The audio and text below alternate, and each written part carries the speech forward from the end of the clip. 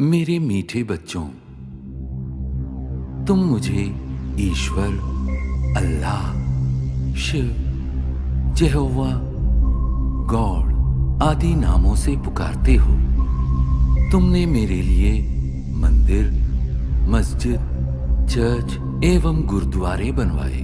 तुमने वेद शास्त्र और कई प्रकार की धर्म पुस्तकें लिखी। मेरे पास पहुंचने के लिए तुमने पूजा, अर्चना, तप आदि किए। तुमने मेरे नाम पर अनेक युद्ध किए और मेरे लिए कई त्याग व बलिदान दिए, लेकिन दुर्भाग्यवश न तो मुझे कोई भी प्राप्त कर सका और न ही मेरे पास पहुंच पाया। वास्तव में मुझे जानने से पहले तुम्हें ये जानना और महसूस करना है कि तुम स्वयं कौन हो। तुमने अज्ञानतावश स्वयं को भौतिक शरीर मान लिया है, इसलिए तुम जाति, धर्म, रंग, भाषा व राष्ट्रीयता के नाम पर भेदभाव करते हो। स्थूल नेत्रों से दिखाई देने वाला तुम ये नश्वर शरीर नहीं हो।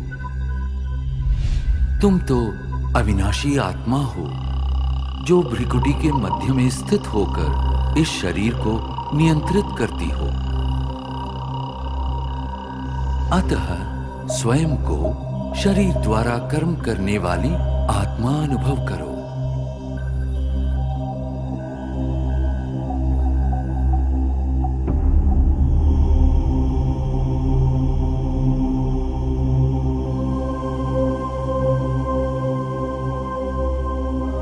अब कुछ क्षणों के लिए सांसारिक बातों व उनके वातावरण से स्वयं को अलग करो।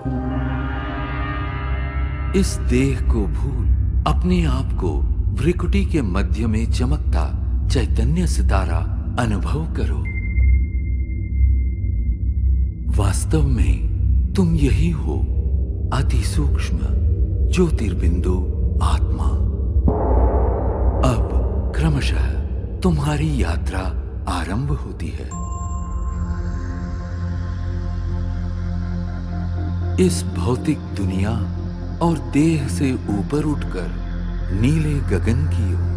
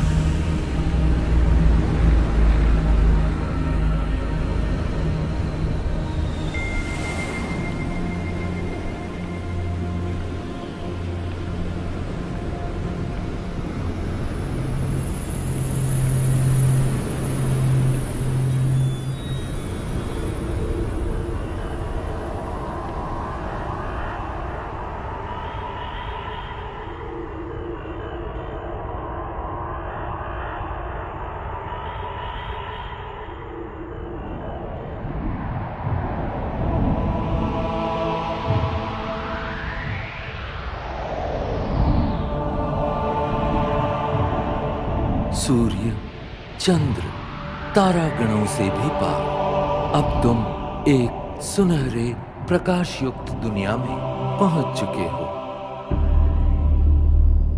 ये वो आत्माओं की दुनिया है जिसे ब्रह्मलोक, शांति धाम, मुक्ति धाम व परम धाम कहा जाता है।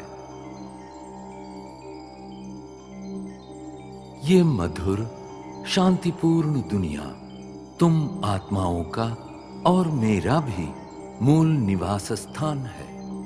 मैं तुम आत्माओं का पिता, परम पिता परमात्मा शिव हूं। तुम आत्माओं की तरह मैं भी अति सूक्ष्म हूं। ज्योतिर्बिंदु होते हुए भी ज्ञान गुणों में सिंधु के समान हूं। मैं सर्वशक्तिमान जन्म मृत्यु के चक्र से परे होने के कारण सदा पावन हूं। तुम सब आत्माएं मेरी प्रिय संतान हो।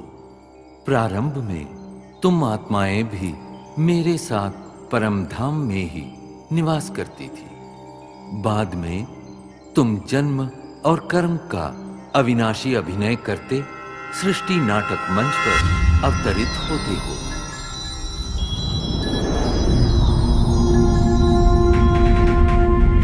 ये अनादि अविनाशी नाटक सतयुग, त्रेता युग, द्वापर युग और कलयुग 4 युगों में विभक्त है।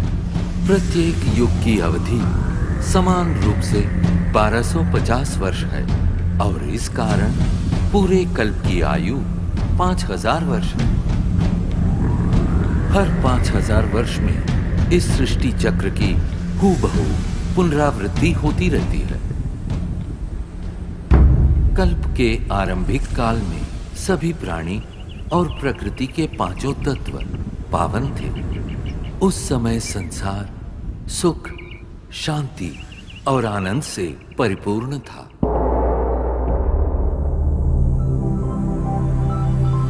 यही वो समय है जिसे सतयुग और त्रेता युग के नाम से जाना जाता है, जहां तुम देवी देवता के रूप में रहते थे। इस 2500 वर्ष की अवधि को स्वर्ग, वैकुंठ, बहिष्ट, जन्नत, पैराडाइज आदि नामों से जाना जाता है। सतयुग अर्थात स्वर्ण युग में श्री लक्ष्मी और श्री नारायण का अटल अखंड राज्य था। तत्पश्चात त्रेता युग अर्थात रजत युग में श्री सीता एवं श्री राम ने राज्य किया।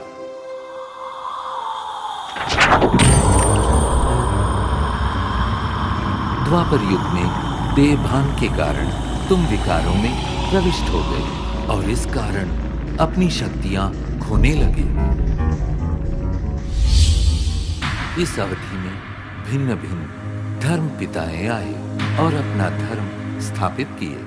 प्रारंभ में इन धर्मों की स्थापना सारी मानव जाति को एक सूत्र में बांधने और उनका सही मार्ग प्रदर्शन करने के लिए हुई थी। अब इस कलयुग अर्थात कलह युग में मानव मन में विद्यमान 5 विकार चरम सीमा पर है, जिनके कारण 5 तत्व प्रदूषित हो गए हैं और तुम शांति एवं खुशियों से वंचित हो गए हो। परिणामतः दुख, अशांति के दलदल से मुक्ति पाने के लिए तुम मुझे पुकारने लगे। यदा यदा हि धर्मस्य ग्लानिर्भवति भारत अभ्युत्थानम धर्मस्य तदात्मानं सृजाम्यहम् परित्राणाय साधूनां विनाशाय च दुष्कृताम् धर्म संस्थापनार्थाय संभवामि युगे युगे। जब जब धर्म की ग्लानि होती है एवं अधर्म व पाप में वृद्धि होती है, तब तब सत धर्म की स्थापना और श्रेष्ठ विश्व नव निर्माण हेतु मैं धरती पर अवतरित होता। इस दिव्य व पावन अवतरण के काल को संगम युग कहते हैं। कलियुग और सतयुग के संगम का ये समय अत्यंत कल्याणकारी है। गीता में दिए इन वचनों के अनुसार अब भारत भूमि पर मेरा अवतरण हो चुका है। प्रजापिता ब्रह्मा के साकार मानवीय तन में मैं प्रविष्ट एवं सन्निविष्ट होकर सहज गीता ज्ञान एवं राजयोग द्वारा तुम आत्माओं को पावन बनाने का महान कार्य कर रहा हूं। अब तुम देह सहित देह के सर्व संबंधों को भूल स्वयं को आत्मा निश्चय कर मुझ परम पिता परमात्मा को याद करो। यही राजयोग है जिसके द्वारा तुम्हारे जन्म जन्मांतर के विकर्म दग्ध होंगे और तुम सर्व गुणों एवं सर्वशक्तियों से संपन्न हो जाओगे। याद रखो, प्रकृति के पांचों तत्व भी तुम्हारे इसी संपन्नता की प्रतीक्षा कर रहे हैं। मेरे प्यारे बच्चों, मैं वही हूं जिसे तुम अनेक वर्षों से खोज रहे हो। मैं तुम्हारा अनादि पिता हूं। मैं जो हूं, जैसा हूं, मुझे भली भांति पहचानो और मेरी श्रीमत पर चलो, ताकि आने वाले स्वर्णिम युग में तुम अनेक जन्मों का श्रेष्ठ भाग्य प्राप्त कर सको। ओम शांति।